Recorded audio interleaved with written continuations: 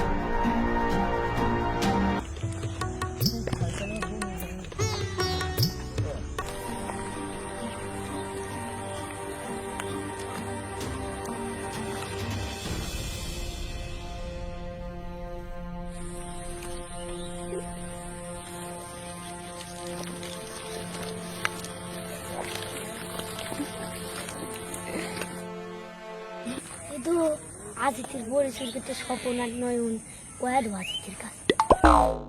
তাহলে কি করা যায়? সেই বুদ্ধিটা আমারই। তা খাবি না বেশি? না, ওই অমুক ব্যাপারী আসবে আমার কাছে নিয়ে যাবে। ব্যাপারে নাকি ভালো বই কিনা আসবে না, পরে তার কাছে নিয়ে যাবে। তাহলে চল যাই, দেখি ব্যাপারটা কোথায় আছে। আরে ছেলে, আপনি স্বপন পরিচয় করতে কি?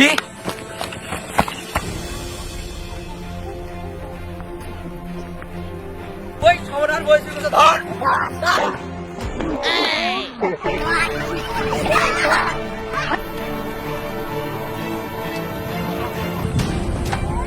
এই ব্যাপারে সাহেব, এই যে ছাগলটা নিয়ে আইছি।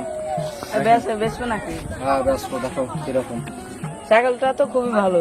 তোমরা তো আবার চোর, চুরি টুরি তো করো নাই? না, চুরি করবো কেন? টাকা দিয়ে কিনছি, শুধু ব্যয় ব্যয় করে দেখে বিক্রি করে ভালো, একা থাকে। নেবেন না? হ্যাঁ নেবো। বড়ি যদি চুরি না করো তাহলে আমি নেবো। না না ভাই, চুরি করে না, নেও নেও, দাম নেবো না। ভাই ছাগলটাকে আপনি কিনছেন? না, ছাগলটা তো আমার, ওরা চুরি করে নিয়েছে। আগেই বলেছিলাম এদের যে তোমরা হলো চোর, তোমরা ওই ছাগল হলকে চুরি করে আনছো। হ্যাঁ গেলাম রে। চল দোষ, সাইড দিতে দৌড় দোষ, চল দৌড়ি থেকে পলাই। চল চল। এই ধর।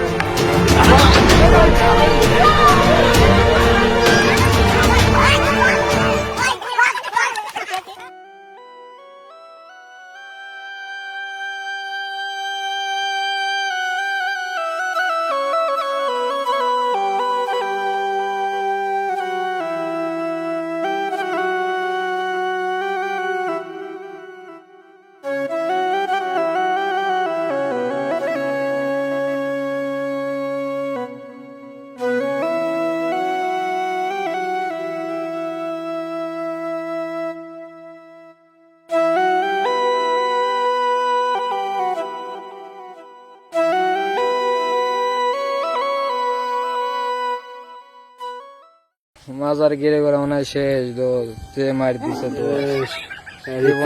মাজা শেষ রে দোষ, আমার তাঁত পায়ে লড়াই বের করতেছি না। জীবনে চুরি করা শিক্ষা হয়ে গেছে দোষ। আর জীবনে চুরি করবো না রে।